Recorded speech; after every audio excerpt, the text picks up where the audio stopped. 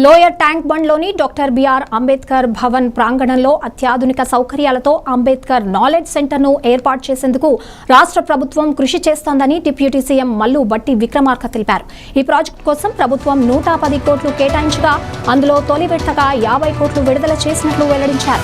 అంబేద్కర్ భవన్ను రాష్ట్ర సాంఘిక సంక్షేమ శాఖ మంత్రి అడ్లూరి లక్ష్మణ్, ఎమ్మెల్యే ముఠా గోపాల్, ఎమ్మెల్సీ అద్దంకి దయాకర్, ఎంపీ అనిల్ కుమార్ యాదవ్, హైదరాబాద్ జిల్లా కలెక్టర్ ప్రియాంక అలాతో కలిసి పరిశీలించారు. సెలార్ గ్రౌండ్ ఫ్లోర్లతో పాటు 10 అంతస్తులో నిర్మించనున్న ఈ నాలెడ్జ్ సెంటర్ నిరుపేద విద్యార్థులకు ఉన్నత స్థాయి శిక్షణ అందించే కేంద్రంగా రూపుదిద్దుకుంటుందని బట్టి తెలిపారు.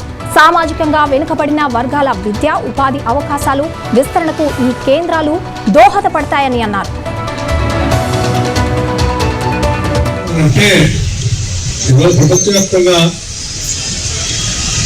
అత్యంత ప్రతిభావంతులు జ్ఞాని ఎవరంటే అంబేద్కర్ అని అన్ని దేశాలు చూస్తాం.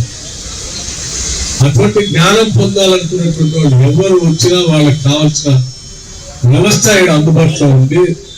వాళ్ళకి కావాల్సిన సరైన అంతా ఏర్పాటు చేసే ప్రక్రియ కూడా ఇప్పుడు ఉంటుంది. తప్పనిసరిగా కొద్ది రోజుల్లోనే ఈ భవనం డిస్మాంటిల్ చేయడానికి కూడా దాదాపు 5 కోట్ల రూపాయలు పైబడి దీనికి అవసరమైనటువంటి వ్యవస్థకి వాటికి కూడా శాంక్షన్ చేస్తుంది.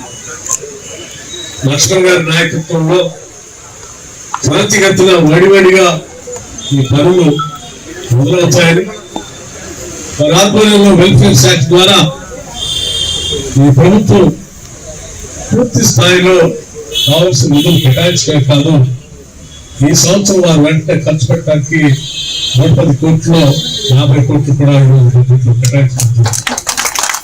దీని ద్వారా దశాబ్దాలు పైబడి బహుశా వారు చెప్తా ఉన్నారు సోదరు 2016లో దీనికి ఆనాటి ముఖ్యమంత్రిగా ఉన్నటువంటి వారు ఫౌండేషన్ వేశారు. కానీ దాన్ని ప్రభుత్వం వెంటనే చేపట్టి అది